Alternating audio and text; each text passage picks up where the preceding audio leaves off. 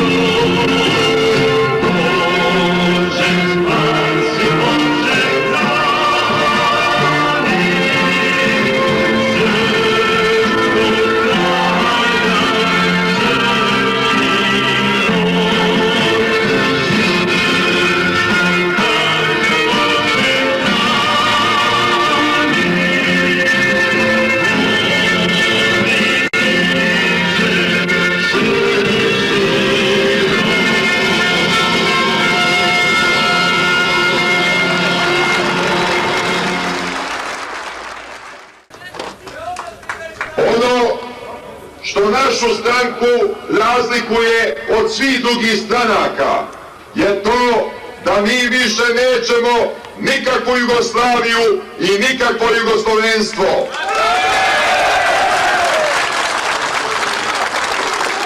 Srbija, Srbija, Srbija, Srbija, Srbija, Srbija, Srbija, Srbija. Mi smatramo da je Jugoslavija veliko zlo i velika nesreća srpskog naroda, da je od svog postanka bila naša tamnica i preti da preraste u srpsku grobnicu. A jugoslovenstvo je jedna velika socijalno-istorijska bolest koja je baš poput komunizma nagrizala nekoliko decenija živo nacionalno biće srpskog naroda i ugrožavala mu i samu egzistenciju. Danas se mi definitivno oslobađamo od komunizma, od komunističkih okova. Komunizam u našoj zemlji više nikakvih šansi nikada nema. I ne samo zato što je toliko narasla naša nacionalna snaga, što su obnovljene slobodarske i demokratske tradicije, ponos, čast i dostojanstvo srpstva, nego i pre svega zato što je propast komunizma svetski proces i što se pokazalo da taj zločinački, totalitarni, autokratski sistem više nigde ne može egzistirati, a pogotovo ne u savremenoj Evropi. Ali danas, kad se definitivno oslobađamo komunizma, mi verovatno imamo poslednju istorijsku šansu da se otarasimo i Jugoslavije. Ako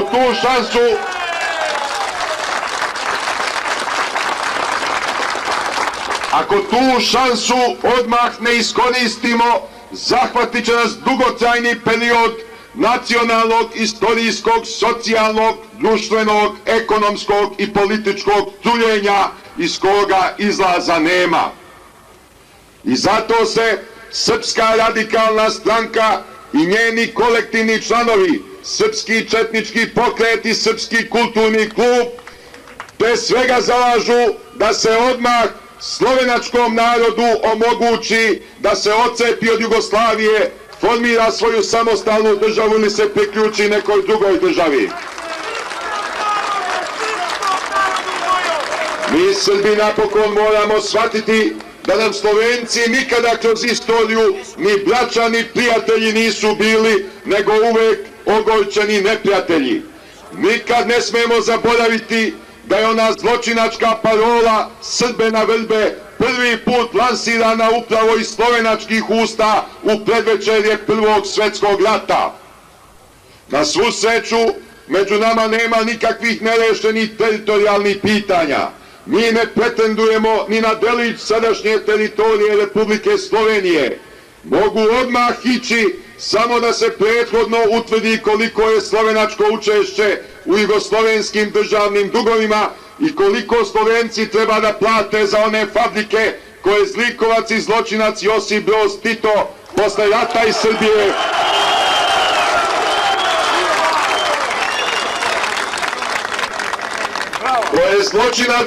posle rata iz Srbije preselio u Sloveniju. Što se nas Srba tiče, odcepljenje Slovenije pre svega znači za nas 1.500.000 ogorčenih neprijatelja manje u granicama jedinstvene države. Mi principijelno stojimo na stanovištu da i hrvatski narod ima pravo da se otcepi od Jugoslavije, formira svoju samostalnu državu ili se priključi nekoj drugoj državi. Ali neprekidno upozoravamo novog ustaškog poglavnika i Titovog generala Franju Tuđmana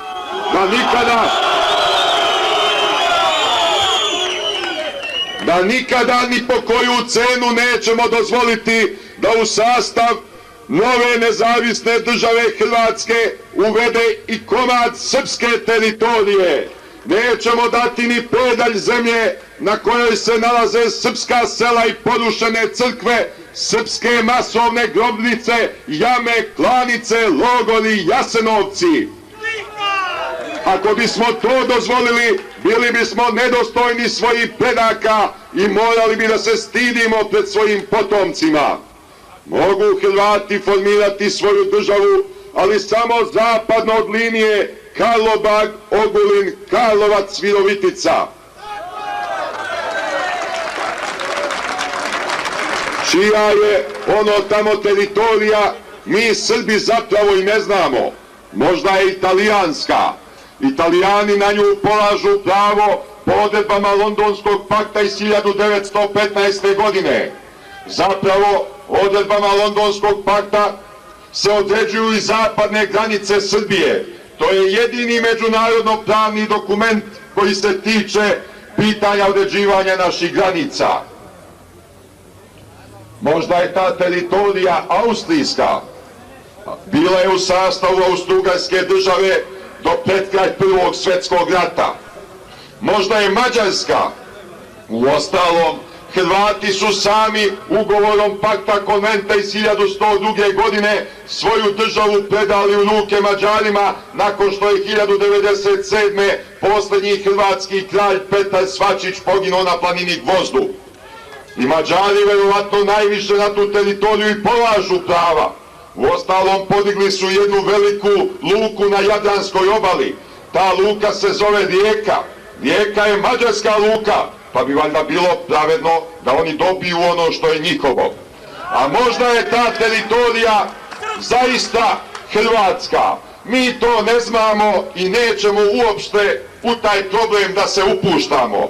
Neka to Hrvati vide sa ovim susednim zemljama, sa Italijom, Austrijom i Mađarskom, čije je šta. Krajnje je vreme da mi Srbi tuđu brigu prestanemo brinuti i da se okrenemo isključivo sopstvenim problemima i sopstvenim nacionalnim interesima.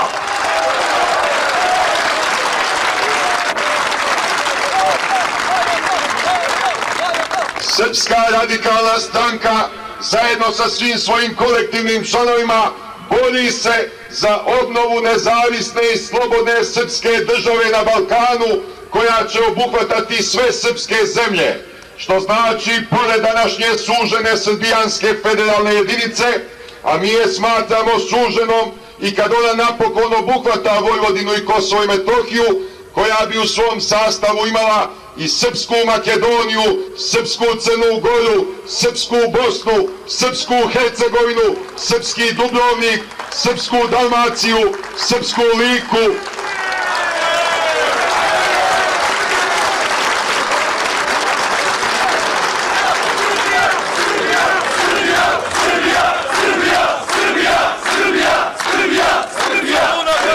koja bi u svom sastavu imala i Srpsku Baniju, Srpski Kordun, Srpsku Slavoniju i Srpsku Baranju. Bez jednog od ovih konstitutivnih delova za nas nema celovite Srbije.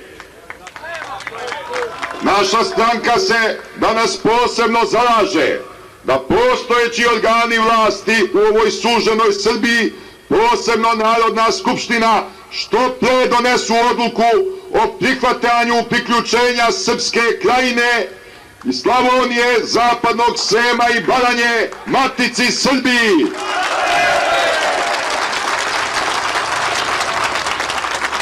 Narodna skupština Srbije u tome kasni. Zakazali su i režimski i opozicioni poslanici.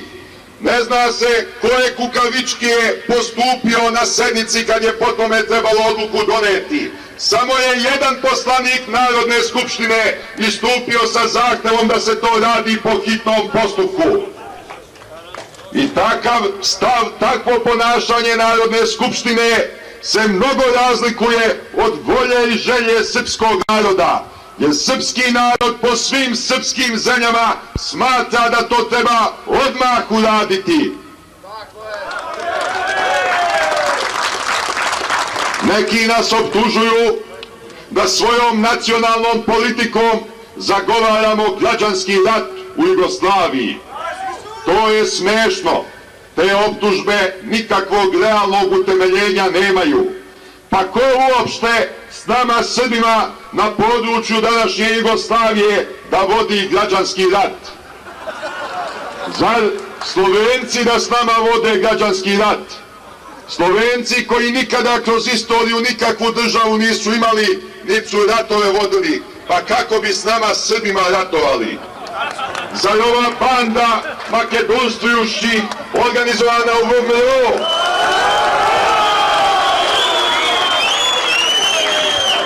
da ratuje s nama Srbima? Zar onaj nedozreli psihopata Ljupče Georgijevski da preti srpskom narodu? Pa mi najbolje znamo kakvi su oni i šta predstavljaju, da samo galamiti mogu. Uostalom, mogu se oni predstavljati kao pripadnici bilo koje nacije. Mogu se nazivati i Marsovcima. Ali Makedonija je južna Srbija. To je međunarodno... To je međunarodno priznata srpska teritorija. Srpske granice sa Albanijom, Grčkom i Bugarskom su utvrđene po međunarodnom pravu i bez novog rata one se ne mogu menjati. Zar s nama Srbima da ratuju panislamisti? Zar s nama Šiptari da ratuju? Pa, niti Šiptari nikada kroz istoriju nikakvu državu nisu imali, niti su ratove vodili. Albanija kao država je posle balkanskih ratova stvorena kompromisom velikih sila sa isključivim ciljem da se spreči direktan izlazak Kraljevine Srbije na Jadransko more. To je jedini razlog postojanja albanske države. Kad su to Albanci kroz istoriju ratovali? Nikada. Doduše, učestvovali su u turskim armijama, ali u okviru neregularnih trupa, takozvanog bašibozluka. Na bojnom polju su se redovno pokazivali kao krajnje loši ratnici, koji bi se razbežali, raspršili pri svakom ozbiljnijem sudaru. Ali su se utoliko više isticali zločinima nad nevinim civilnim stanovništvom, nad ženama, decom i starcima. To su Albanci. Pa kako oni da nama Srbima mogu predstavljati neku ozbiljnu opasnost ako smo mi Srbi složni i jedinstveni i ako nad nama nema prinudne uprave titoističkog i komunističkog kova?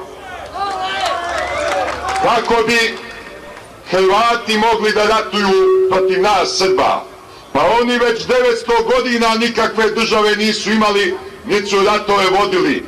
Doduše, učestvovali su kao strani najamnici u nekim evropskim ratovima, ali su se i tamo redovno iskazivali kao krajnje kukavice na bojnom polju, pa su i strane armije nerado koristile za borbene operacije na frontu, nego su ih upotrebljavali kao posadne trupe. I tamo su se proporcionalno svom kukavičluku Hrvati isticali u šikaniranju i progonu nevinog civilnog stanovništva. I nije ni malo slučajno što je u južnim nemačkim pokrajinama do dana današnjeg sačuvana poslovica Bog nas sačuvao kuge i Hrvata. Jasno je, Anti Markoviću, ako Srbiju ekonomski do kraja iscrpi i ako izazove nerede u srpskim gradovima, ako poteče srpska krv, da će Srbija biti nemoćna da se bori za svoje zapadne teritorije i pomogne srpskom narodu koji je ponovo od ustaškog genocidnog noža ugrožen. Mi napokon moramo reći ne tom Anti Markoviću koji je na čelo jugoslovenske vlade došao bez ikakvih izbora kao direktni produžetak krvavog Titovog režima. Doduše, neke strane sile danas podržavaju Antu Markovića. Videli smo nedavno, američki predsjednik gospodin Bush uputio mu je takvo pismo podrške s toliko komplimenata, pohvalnih epiteta, kakvo je nezabeleženo u kompletnoj diplomatskoj istoriji čovečanstva. Pa neka je. Nama je drago što je do toga došlo. Kad za neki dan, nedelju ili mjesec dana Ante Marković bude smenjen, oboren, pa neće bez hleba ostati. Sa takvom preporukom američkog predsjednika moći će da nađe zaposlenje širom Amerike. Pa ako je dobar Amerikancima, neka ide tamo, neka tamo pokazuje svoje sposobnosti. Nama više neće. Nama je dosta Ante Markovića i njegove politike.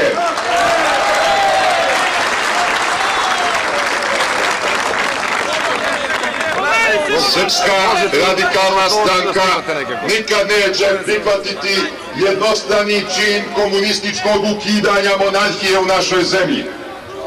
Ali s obzirom da je prošlo već gotovo pola veka od kad su komunisti napravili taj nelegitimni akt i s obzirom da na činjenicu da mi nećemo više nikakvu Jugoslaviju, pa nećemo ni eventualnu Kraljevinu Jugoslaviju, nego se zalažemo za Kraljevinu Srbiju,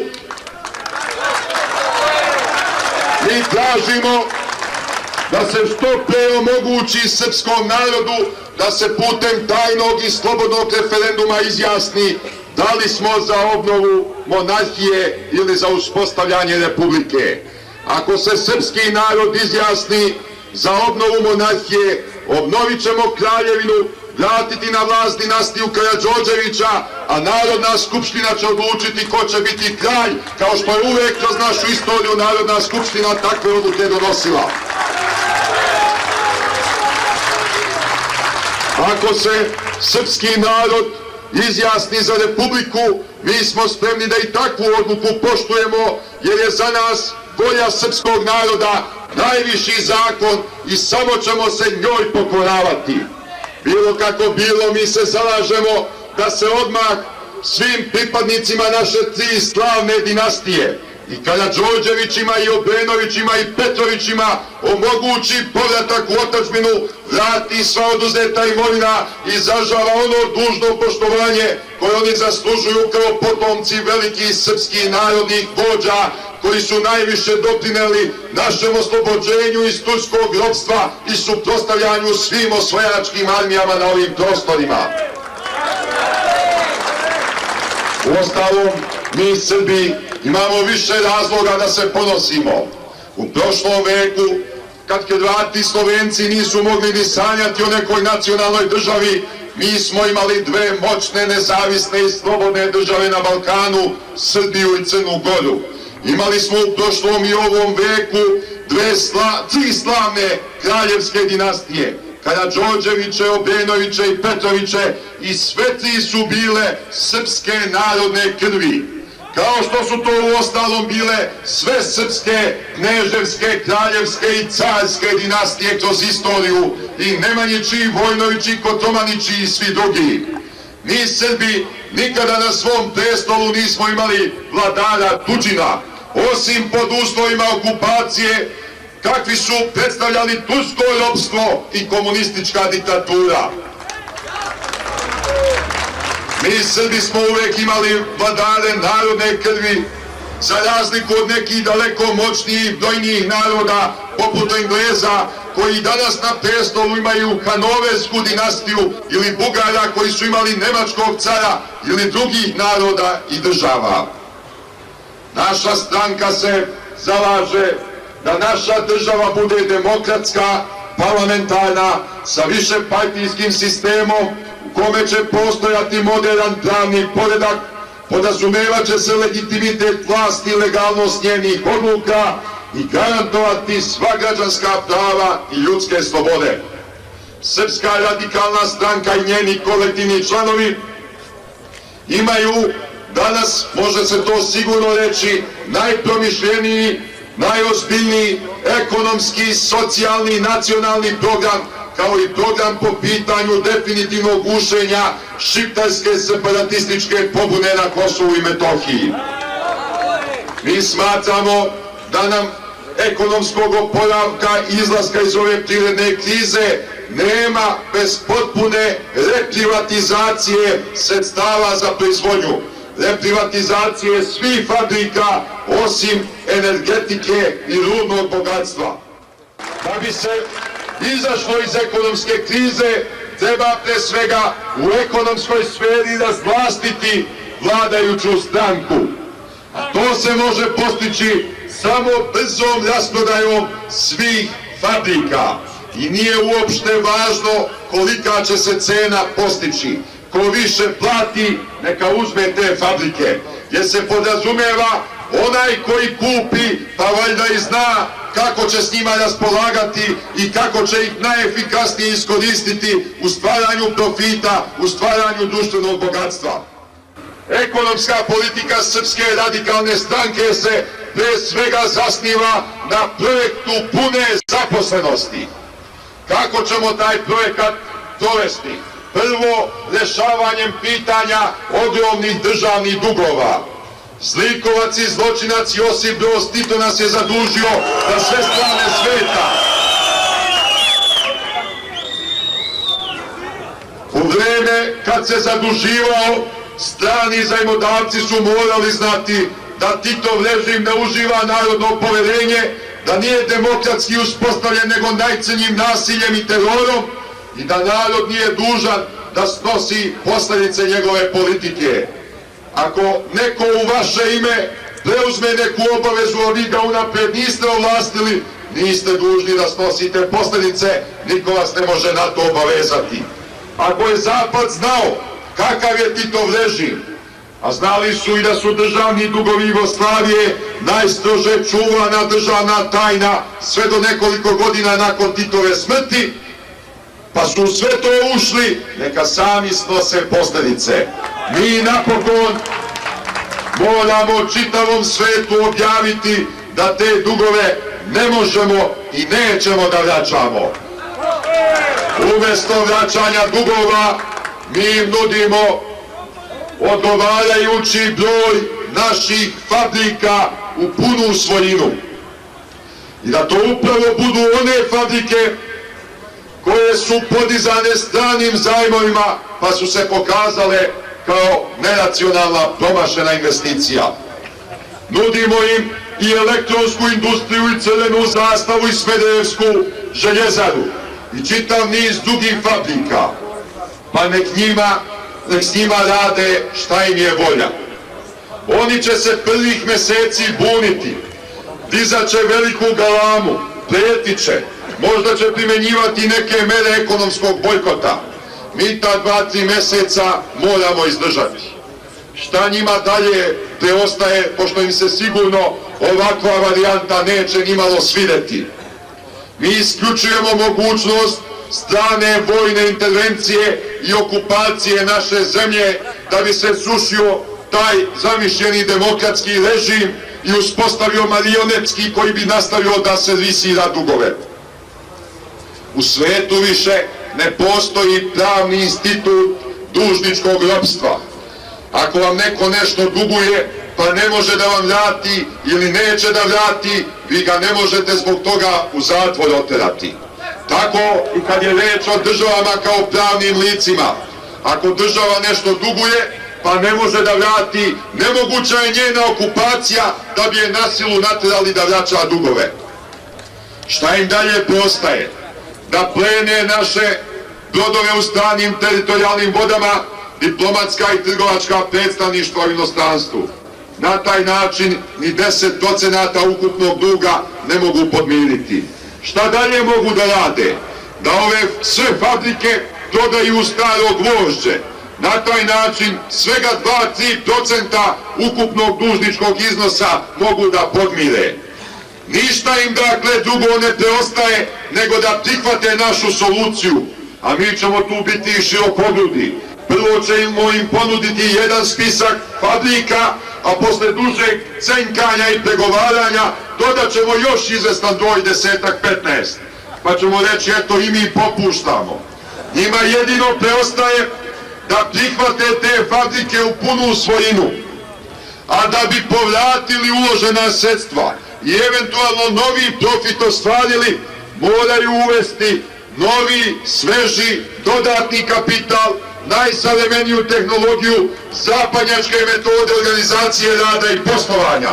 A oni raspolažu izlazom na sva tržišta današnjeg sveta i oni nemaju problem realizacije proizvodnje, ono što nas najviše opterećuje. Po tim uslovima upravo radnici koji rade u takvim fabrikama vrlo brzo će primati najbolje plate, jer će tamo proizvodnja biti najracionalnija, najsavremenija. Šta država dobija? Pa umjesto da svake godine baca $100 miliona u takve promašene investicije, da bi se minimum sirovina obezbedio i radnicima minimalne plate isplatile, država će već od iduće godine oporezovati profit zapadnih vlasnika tih fabrika, pa će udvostručiti ukupna sredstva. Uštedit će ono što danas baca i dobit će još dvostruko na ime oporezivanja dobiti. I moći će da pokrije sve socijalne službe, moći će da garantuje svim nezaposlenim, sve dok ne nađu posao, da dobijaju minimalnu platu iz državnog budžeta.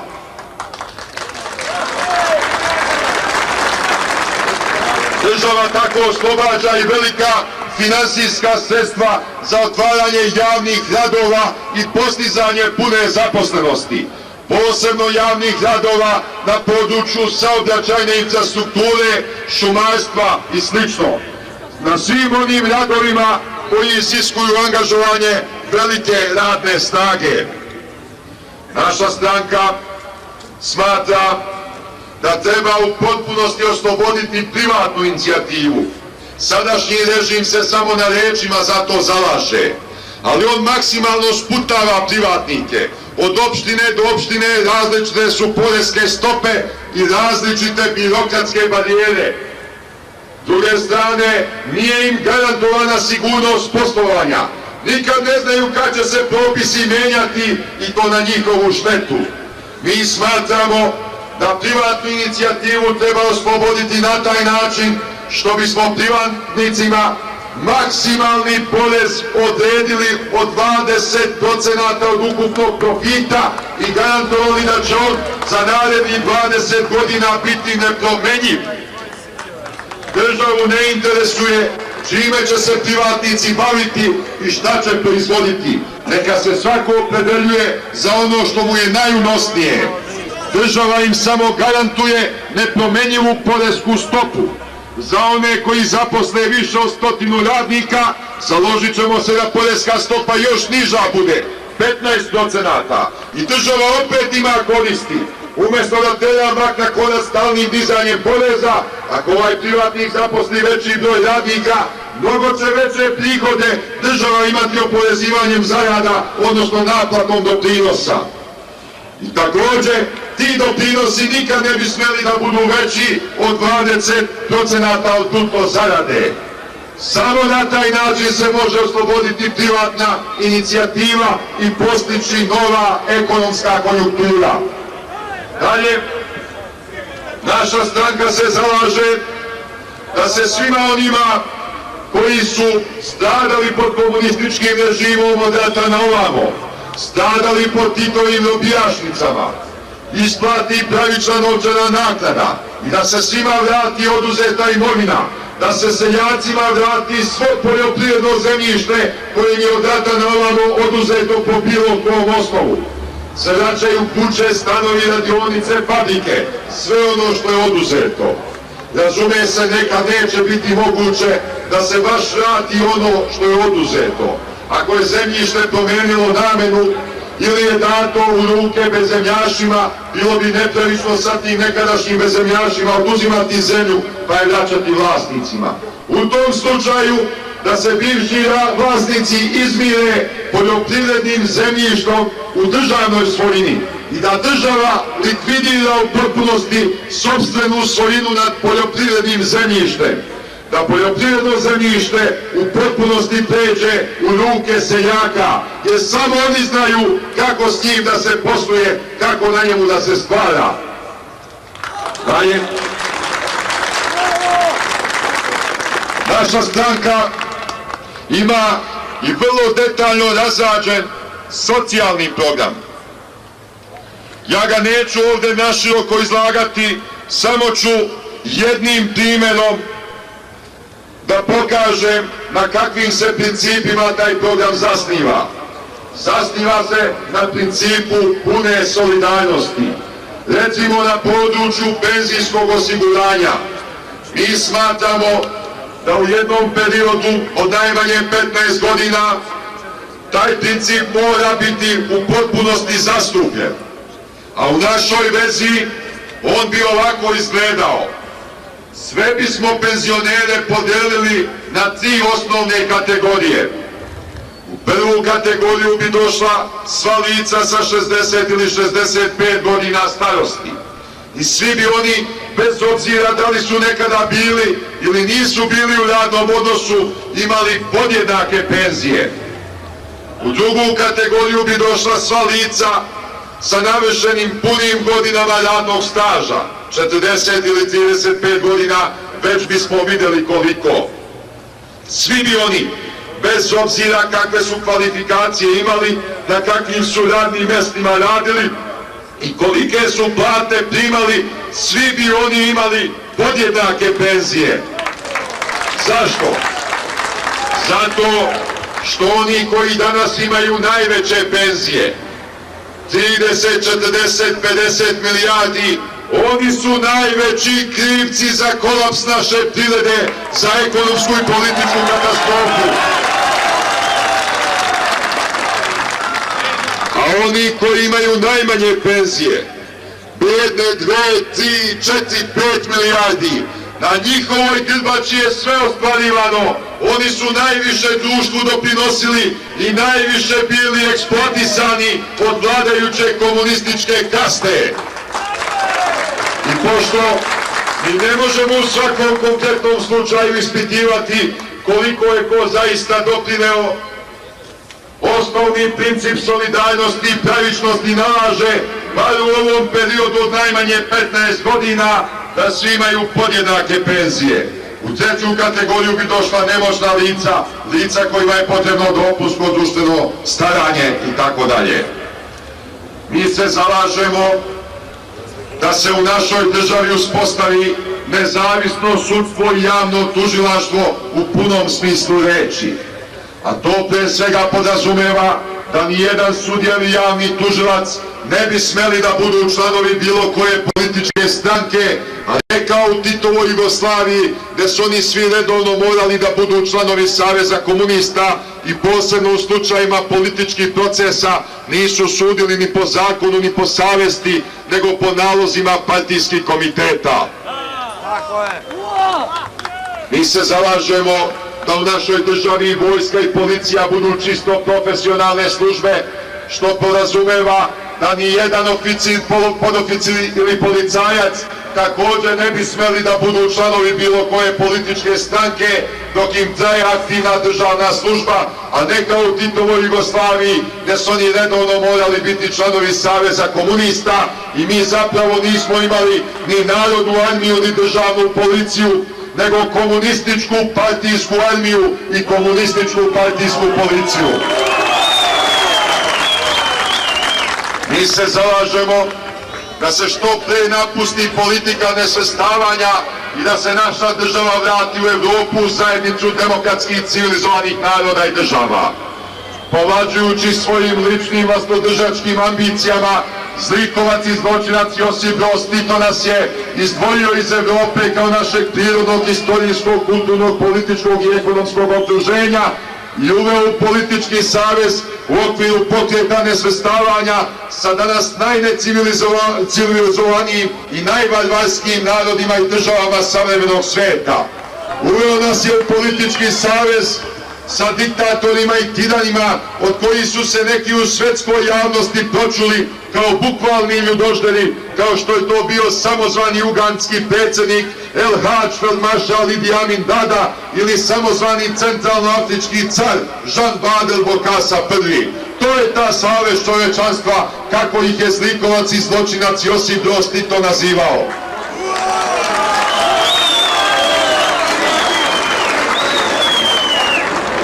Srpska radikalna stranka ima kompletno razrađen program kulturne, obrazovne, vaspitne reforme, reforme naučnog stvaralaštva i svih drugih oblika organizovane društvene delatnosti.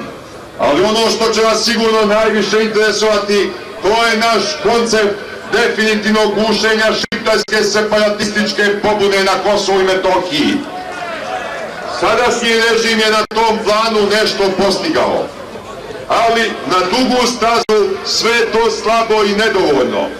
On je uspeo samo da eliminiše najekstremnije vidove ispoljavanja šiptarskog separatizma. Na dugu stazu šiptari dobijaju, ako ničim, onda svojim prekomernim razmnožavanjem. I zato moramo podhitno primeniti mnogo radikalnije mere. U tom smislu se mi zalažemo da se odmah ukine svaki oblik kosovsko-metohijske autonomije i da se tamo ukinu svi civilni organi vlasti. Mi se zalažemo da se na području Kosova i Metohije odmah zavede vanredno stanje i vojna uprava za period od najmanje 10 godina. Zašto? Zato što na Kosovu i Metohiji još uvek vlada okupacija, posljedice okupacije od 1941. do 1945. godine. A pošto je okupacija faktičko stanje, a ne pravno, niko nema pravo da zakonskim normama to stanje sankcioniše i ono što su Šiptari nasiljem postigli, naselili stotine hiljada emigranata iz Albanije, da danas sankcioniše tako što će im dati politička prava i mogućnost učešća na demokratskim izborima. Ne! Tamo ne sme biti nikakvih demokratskih izbora sve dok se ne vratimo na predokupacijsko stanje, na stanje koje je postojalo 6. aprila 1941. godine u pogledu etničke strukture tamošnjeg stanovništva.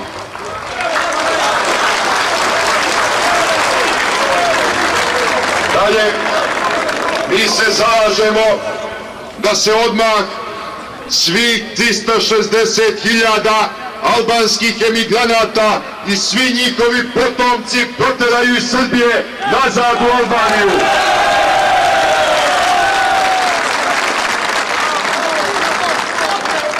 Da se odmah svim pripadnicima šiptarske nacionalne manjine ukine državna finansijska pomoć. Pre oko godinu i pol dana smo saznali iz režimske štampe da je Šiptarima iz takozvanog Fonda za pomoć nerazvijenim republikama i pokrajinama svakog dana upućivano $1.500.000. I time su oni finansirali svoje prekomerno razmnožavanje i progon srpskog življa. To treba ukinuti i ta sredstva preusmeriti na finansiranje ponovnog naseljavanja Srba na području Kosova i Metohije. Vidimo ovih dana Šiptari masovno bojkotuju popis stanovništva. Popis stanovništva je obaveza proistekla od strane Ujedinjenih nacija.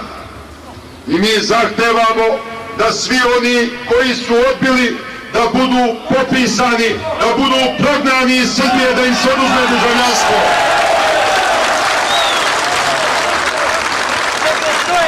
To što su odbili da budu popisani najbolje svedoči da ne priznaju srpski državni suverenitet i teritorijalni integritet. A nacionalne manjine koje to ne priznaju, nema im mesta na našoj zemlji. Zalažemo se da se odmah tamo zatvore sve fabrike koje nenacionalno posluju zahvaljujući šiptarskom tihom bojkotu. Da se one konzerviraju, a da se Šiptarima jednostavno uruče otkazi i po želji pasoši, pa nek se snalaze u belom svetu, neka tamo traže gde je umešano pa obešano, dosta su egzistirali na našoj grbači. Zalažemo se da se odmah otvaraju rudnici uglja i podižu termocentrale gde god je to moguće. Zahvaljujući ogromnim zalihama kosovsko-metohijskog uglja, Srbija bi mogla da bude jedan od vodećih izvoznika električne energije u današnjoj Evropi. A Šiptari ta bogatstva čuvaju za svoju veliku Albaniju, kao i druge rude, kao i druge sirovine. Te ćemo rudnike otvarati i termocentrale podizati upravo tamo gde je najveća koncentracija šiptarskog stanovništva. Jednostavno, rušit ćemo im kuće i isplaćivati pravičnu novčanu naknadu. Mi vrlo dobro znamo šta u uslovima naše inflacije znači ta pravična novčana naknada. Štamparija novca će raditi punom parom, mi nemamo iluzija da je moguće problem inflacije tako brzo rešiti. Štamparija novca će neprekidno štampati, a mi ćemo im na licu mesta gotovinu isplaćivati za porušene kuće. Pa nek se snaze, ne gledaju šta će s tim novcem, kako će ga upotrebiti. Sve će prvi dana i meseci da digne veliku dreku. Sve će nas napadati iz svih propagandnih oruđa. Pa neka, mi ćemo im odgovoriti, gospodo, kad vi otvarate rudnike i kad podižete termocentrale i druge industrijske objekte, i vi rušite kuće koje se nalaze na najpogodnijim lokacijama, pa isplatite pravičnu novčanu naknadu. Pa što se čudite kad i mi to isto radimo? Pa to je cena progresa, podižanja društvenog standarda. Moramo to da radimo.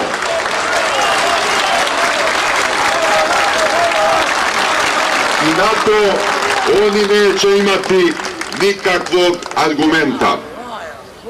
Dalje, mi se zalažemo da se što pre sve vojne i policijske akademije, vojne ustanove koje nisu direktno vezane za komandovanje pojedinim armijskim oblastima i mnoge državne ustanove koje nisu neophodne u Beogradu, da se podhitno presele na područje Kosova i Metohije. To bi dovelo do preseljenja više desetina hiljada oficira, podoficira, policajaca, državnih činovnika, članova njihovih porodica i kompletne prateće infrastrukture na područje Kosova i Metohije i time bi se bitno izmenila ukupna etnička slika tamošnjeg stanovništva. Uostalom, to je iskustvo koje su neke druge civilizovane države već isprobale u praksi. Nije slučajno što Francuska najviše vojnih baza i škola legije stranaca ima na Korzici. Pa Korzikanci nisu Francuzi, oni govore jezikom koji je mnogo bliži italijansko. Korzika je uvek nemirna, uvek buntovnički raspoložena i tamo Francuzi najviše trupa koncentrišu. Pa moramo nešto i od njih da naučimo.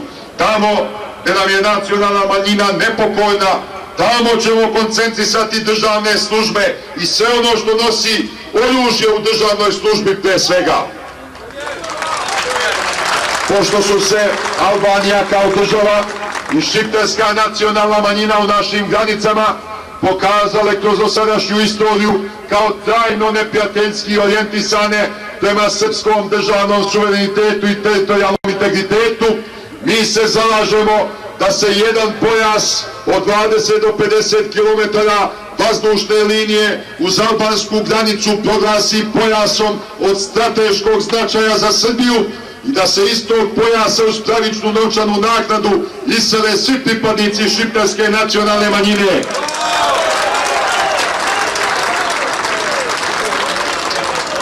Da se oni usmere na preseljenje u druge delove današnje Jugoslavije, recimo pre svega na područje današnje Slovenije i Hrvatske, pošto i tamo najviše vole, najviše podržavaju, verovatno će se obradovati ovoj našoj soluciji. A kad to predlažemo, mi imamo u vidu već uveliko znanu činjenicu da se glavni centar šiptarske separatističke pobune ne nalazi ni u Prištini ni u Tirani, nego u Zagrebu i Ljubljani. Braćo Srbi i sestre Srpkinje, ne mogu nama, Srbima, naši neprijatelji ništa ni kad su maksimalno udruženi. Ne može ni novi ustaški poglavnik Tuđman da skrši Srpsku krajinu i srpski živalj. Ne mogu ni naši drugi neprijatelji. Vidite, nedavno je na Plitvicama poginulo 50 dvojica ustaških specijalaca. To smo saznali u Kninu od junačkog vođe tamošnjeg srpskog naroda, doktora Milana Babića,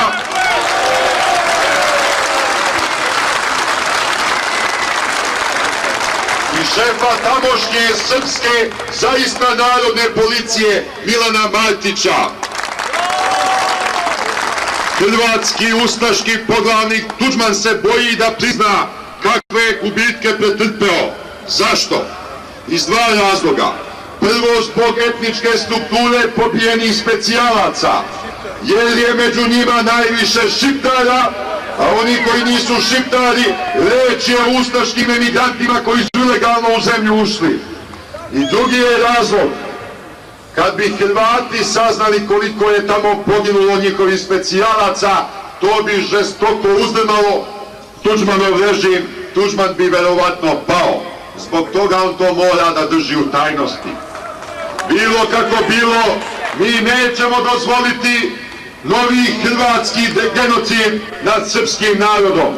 Pripadnici Srpske radikalne stranke i pogotovo Srpskog četničkog pokreta uvek su prisutni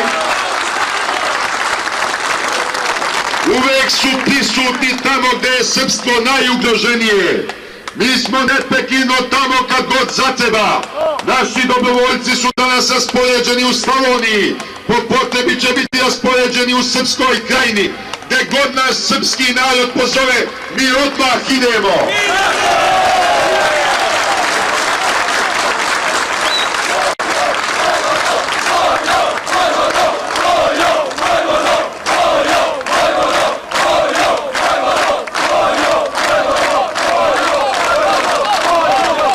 Nažalost, i među nama Srbima u Beogradu se pojavljuju izdajnici srpskog naroda koji bi se sporazumevali sa Tuđmanom, koji bi da i u srpskom Kninu pored srpske vijorice i ustaška šahovnica. Ti koji bi da ističu ustašku šahovnicu na srpskoj zemlji treba sami tu zločinačku hrvatsku zastavu tamo da ponesu pa da je pokušaju izvesiti pa da vide kako će se provesti. Neće više nigde ustaška zastava na srpskoj zemlji da se vijori.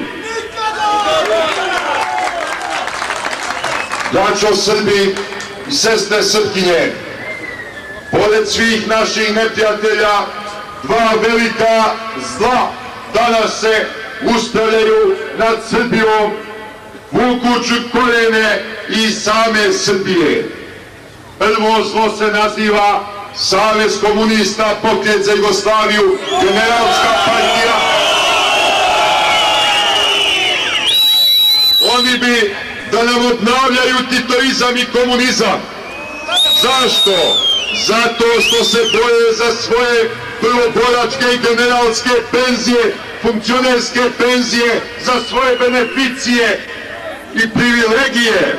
Zbog toga bi oni točak istorije da nam vraćaju nazad i ponovo nam ropske lance oko ruku nametnu.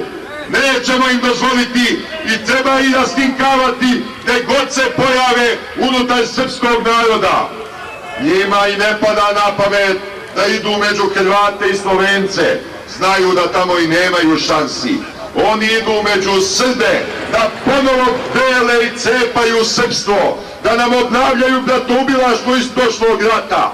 Mi koji pripadamo onoj strani u građanskom ratu koja nije triumfovala samo zahvaljujući izdaji zapadnih saveznika i činjenici da je Crvena armija umarširala 1944. u Srbiju i uspostavila komunizam.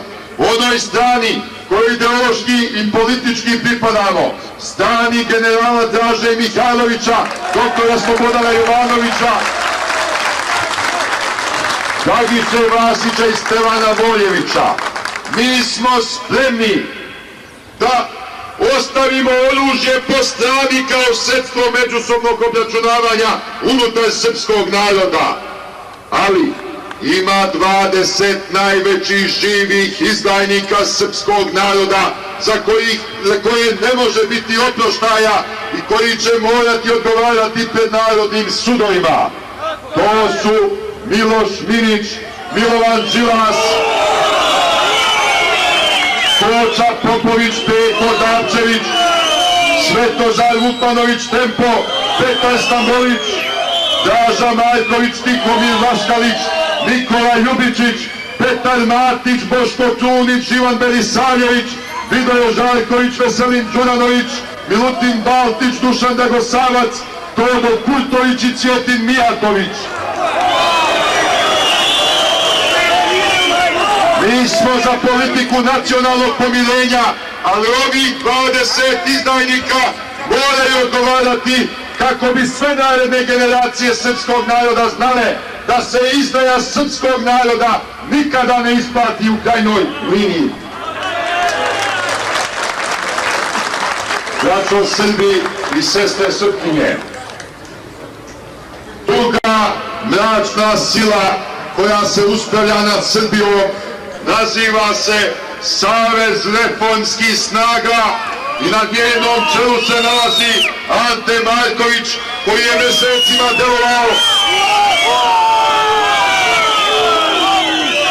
mesecima delovao kao produžena ruka novog ustaškog podavnika Franje Tuđmana i danas kad Tuđmanu više nije potreban i on bi da ga se otaljasi. U Savez reformskih snaga učlanjuju se samo najgori izdajnici srpskog naroda, dekadentni tipovi koji prepodne mrze sebe, posle podne celi svet. Dojučerašnji komunistički bojovnici koje smo po zlu zapamtili. Nije ni malo slučajno što taj savez reformskih snaga nema nikakvih uporišta unutrašnjosti Srbije. Evo, kod vas, u Nišu, na prste bi se mogli nabrojati ako ih uopšte ima. Gde se oni nalaze? Isključivo u Beogradu. U Beogradu su reformisti koncentrisani. Zašto? Zato što svi oni uživaju neke privilegije i beneficije i što bi po svaku cenu, stavljajući se u službu neprijatelja srpskog naroda, da se opet dočekaju visokih državnih i društvenih položaja i opet pljačkaju na narodnoj grbači. To je njihov jedini motiv i ne treba im to dozvoliti. Braćo Srbi i sestre Srpkinje, Srpska radikalna stranka se zalaže za jedinstvo svih srpskih nacionalnih i demokratskih političkih partija. Mi smo spremni sa svima da sarađujemo, ali samo pod jednim uslovom. Da se te druge stranke otarase otvorene koalicije sa Savezom reformskih snaga, sa UJDI-em, Udruženjem za jugoslovensku demokratsku inicijativu koje je formirao poznati ustašoidni srbomrzac Branko Horvat i sa Narodnom seljačkom strankom na čijem se čelu nalazi notorni vojvođanski autonomaš Dragan Veselinov. To je naš jedini uslov za postizanje punog jedinstva srpske opozicije, za jedinstveno nastupanje i izlazak na naredne izbore. Braćo Srbi i sestre Srpkinje, Srpska radikalna stranka smatra da sadašnji režim u Srbiji treba rušiti. Ali nam se postavlja odmah pitanje na koji način da ga rušimo. Postoje dva osnovna načina. Jedan je nasilan, s ulice, koji podrazumeva prolivanje srpske krvi. Da bi se taj režim oborio, desetine hiljada bi Srba moralo da izgine sa obe strane. Mi smatramo da je ta cena preskupa, a uostalom i ako taj režim na silu oborimo, onaj koji bude uspostavljen pašće sigurno u naredna 3 meseca također nasiljem i onaj sljedeći, i to se ne može okončati obnovom demokratije nego uspostavljanjem nekog novog oblika diktature, najverovatnije fašističkom diktaturom. Zato taj metod nije prikladan srpskim nacionalnim interesima i moramo ga izbeći. Mi smatramo da sadašnji režim treba rušiti, ali isključivo demokratskim sredstvima, parlamentarnom borbom i parlamentarnim izborima. Nama slede izbori za opštinske skupštine, verovatno u septembru mesecu.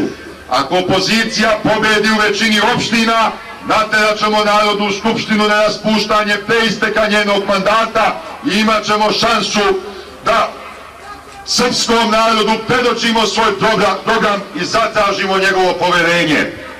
Ali prethodno moramo srpski narod ubediti da smo zaista dovoljno zreli, ozbiljni i sposobni da preuzmemo upravu države u svoje ruke.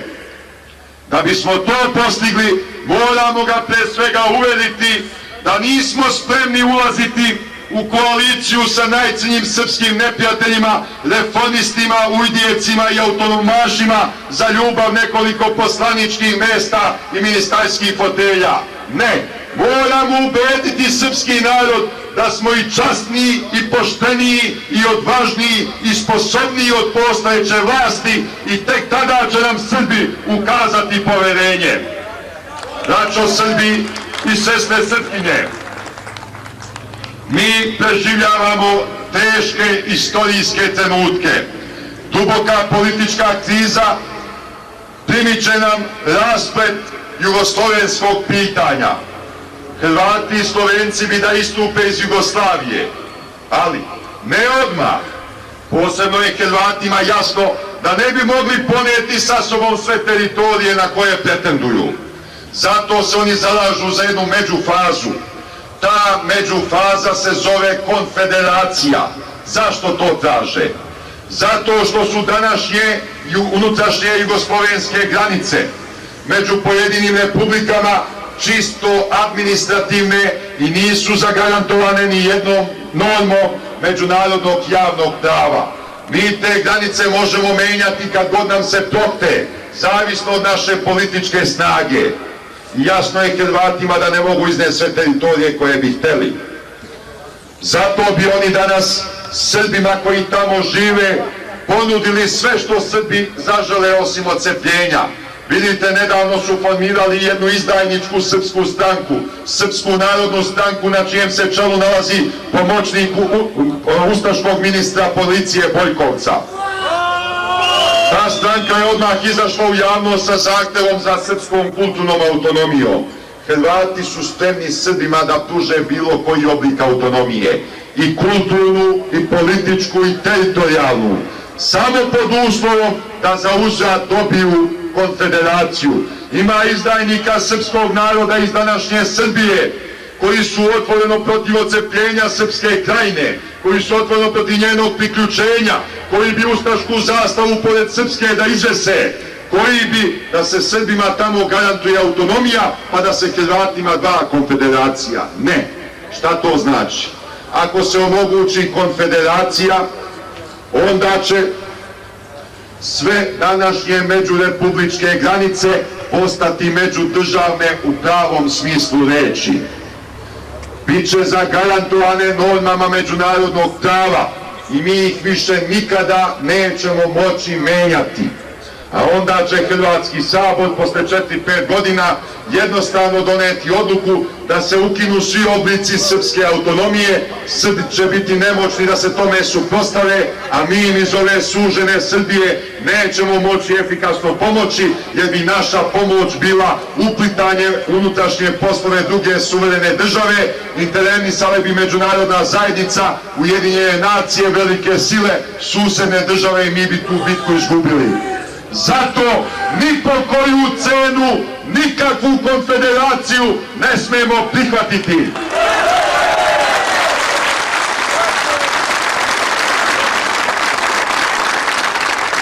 Naša stranka, Srpska radikalna stranka, ne spada u one neozbiljne političke subjekte, neozbiljne stranke koje, nagovarajući srpski narod da za njih glasa, obećavaju preko noći zlatna brda i doline, koji preko noći obećavaju izlazak iz krize, koji obećavaju u svakom selu asfaltni put, ambulantu, crkvu, školu, koji obećavaju radnicima preko noći plate na nivou zapadnoevropski, koji obećavaju skraćenje radnog dana na 6 časova i tako dalje i tako dalje. Mi to ne obećavamo, jer to su neozbiljna obećanja. Ako smo pola veka živeli pod komunističkom diktaturom, treba će nam najmanje upola toliko vremena da otklonimo sve negativne posljedice komunističke despotije i tiranije. I zato srpskom narodu treba reći pravu istinu, jer samo onaj ko nastupa sa istinom zaslužuje poverenje. Danas postojeći režim u Srbiji pokazuje da nije u stanju da reši problem ekonomske krize. Nama nastupa period velikih socijalnih nemira, radničkih štrajkova. Radnici su s pravom nestrpljivi, jer primaju bedne plate, a nekada mesecima ništa i ne dobijaju. Radnici više ne mogu izdržati pod tim uslovima. Nama je jasno da se ni taj problem ne može preko noći rešiti, ali treba mnogo odlučnije i hrabrije poteze praviti u onom pravcu o kome sam malo pre govorio. Ali dok to ne rešimo, treba problem ekonomske krize ravnomerno na sve stanovnike raspodeliti. Ako radnici ne dobijaju plate, onda na plate ni ministri nemaju, ni narodni poslanici.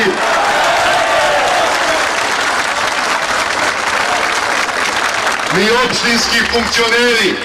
Ako radnici primaju minimalne plate, onda iste takve plate moraju i državni funkcioneri da primaju.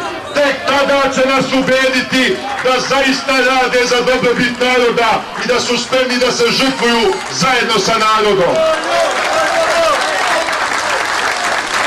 Jer ono što nas čeka je pitanje rješavanja problema gladi. Ne smemo dozvoliti da narod gladuje. Ako treba da se steže opasač, svi ga moraju stezati dok ne prođe ova krizna situacija.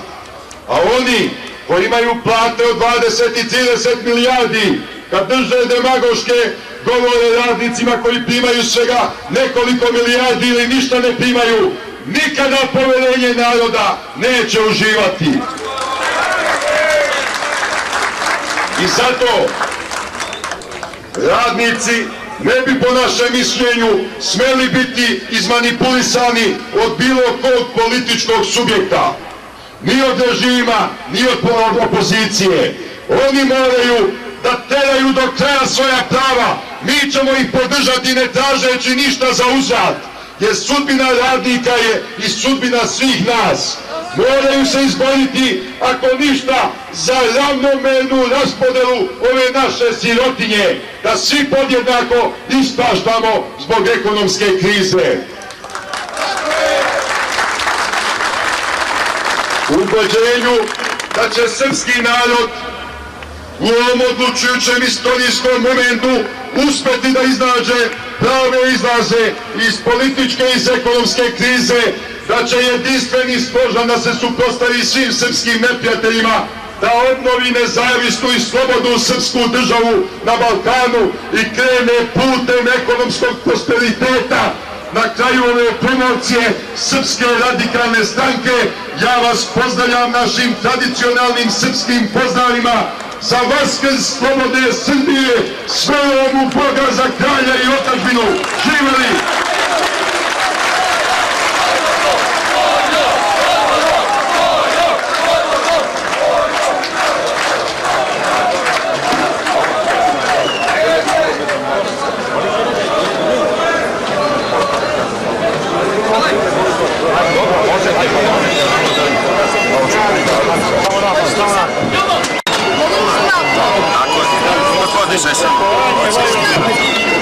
Poštovanje Vojvoda.